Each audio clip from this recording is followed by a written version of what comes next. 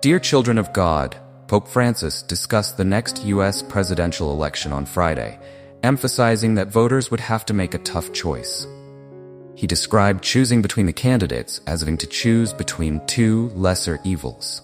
His comments touched on two important topics. Francis pointed out that the notion of picking the lesser of two evils, the actions of former President Donald Trump against immigrants and Vice President Kamala Harris's support for abortion rights, both negatively impact life in various ways. Evils illustrates how difficult it can be for people to make judgments, particularly when their choices don't always line up with moral principles. The Bible recognizes the difficulty in making decisions and urges believers to seek wisdom in James 1 verse 5. God is kind to everyone and finds no fault in giving liberally, so ask for wisdom when you need it, and it will be given to you when faced with tough choices. Seeking divine direction is a call for believers. The lesser of two evils, Francis said, must be chosen. Which gentleman or woman is the lesser of two evils? Although some voters may concentrate on specific topics like immigration or abortion, I'm not sure that his question captures the gravity of the moral decisions that voters must make. Pope Francis advocates for a more expansive perspective, which is consistent with Micah 6:8. The text reminds us to behave justly, kindly, and humbly in all of our judgments. It also states that the Lord has revealed you, mortal, what is right and what is required of you. A statement the Pope Francis reiterates, urging people to think carefully before casting a ballot. For a considerable amount of time, Pope Francis has supported the teachings of the Catholic Church, which hold that abortion is the deliberate taking of a human life. This is consistent with the Christian doctrine of the sanctity of life, which is based on the knowledge that all people are created in God's image, Genesis 1:27. As a result, life is revered from conception to death. The Church teaches that conception abortion is not just a political issue but also a deeply moral one. Psalm 139:13-14, where the psalmist declares, "You created my inmost being. You knit me together in my mother's womb. I praise you because I am fearfully and wonderfully made," is frequently cited as a scriptural basis for the idea that life begins at conception, stating that even in its earliest stages, life is valuable and should be protected. However, Francis has consistently called for a broader understanding of conception abortion, knowledge of what it means to protect life. While abortion is unquestionably a crucial problem, it is inextricably linked to other concerns pertaining to life, such as how the impoverished and migrants are treated. Francis understands that this biblical call to justice means that caring for the vulnerable includes unborn children and those suffering from poverty, war, and displacement. Proverbs 31:8-9 says, "Speak up for those who cannot speak for themselves, for the rights of all who are destitute. Speak up and judge fairly. Defend the rights of the poor and needy." Been vocal about the need to provide for migrants and refugees, seeing their predicament as a significant moral issue of our time. He claimed that refusing to treat migrants with dignity is akin to attacking life itself, echoing the Bible's teachings on how we are to treat strangers.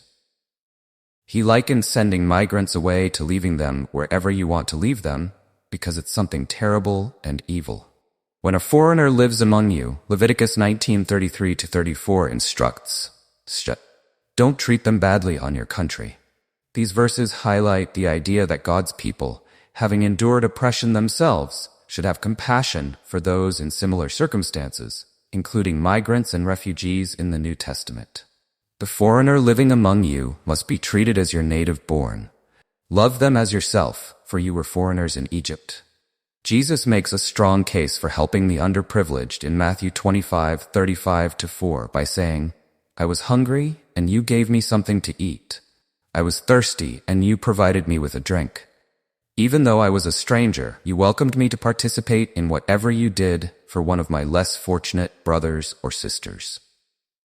Myself, Jesus compares taking care of the stranger to taking care of himself in this chapter.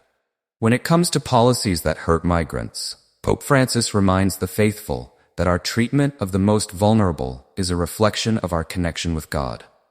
He has called for the condemnation of policies such as Trump's intentions to construct a wall along the U.S.-Mexico border. Acts like these are not in line with Ephesians 2:14. Pope Francis uses this biblical picture of unity and reconciliation to oppose the construction of social and physical barriers that separate people and uphold injustice. Paul writes that Christ has destroyed the barrier, the dividing wall of hostility, alluding to how Jesus broke down barriers between people, reconciling humanity to God. Pope Francis has always maintained that the protection of life ought to include a wide variety of concerns, such as environmental stewardship and immigrant poverty. His pontifical letter SEC, Francis stresses the significance of taking care of creation, calling on Catholics to understand that all life is interrelated. This teaching is based on the Bible. The duty of humanity to labor and maintain the planet is described in Genesis 2:15, illustrating the notion that taking care of God's creation is a crucial aspect of living a Christian life. The way Pope Francis views climate change and environmental destruction also echoes Paul's statement in Romans 8:22, which states, "We know that the entire creation has been groaning, the current pains associated with delivering." In this broader perspective, caring for life entails addressing not only the abortion debate, but also the conditions that lead to suffering for all of God's creation.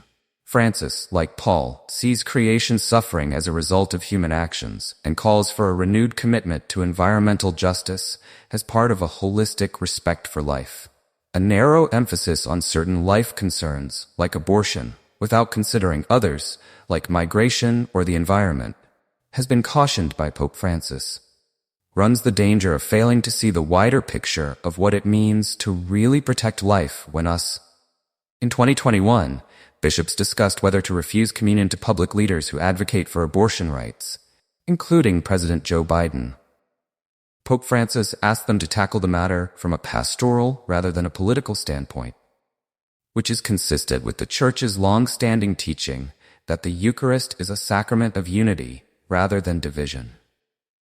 Before eating the bread and drinking from the cup, 1 Corinthians 11 verse 28-29 counsels everyone to examine themselves. Watch this video completely, subscribe the channel and support as much as possible, and type 11 and my children will be with you.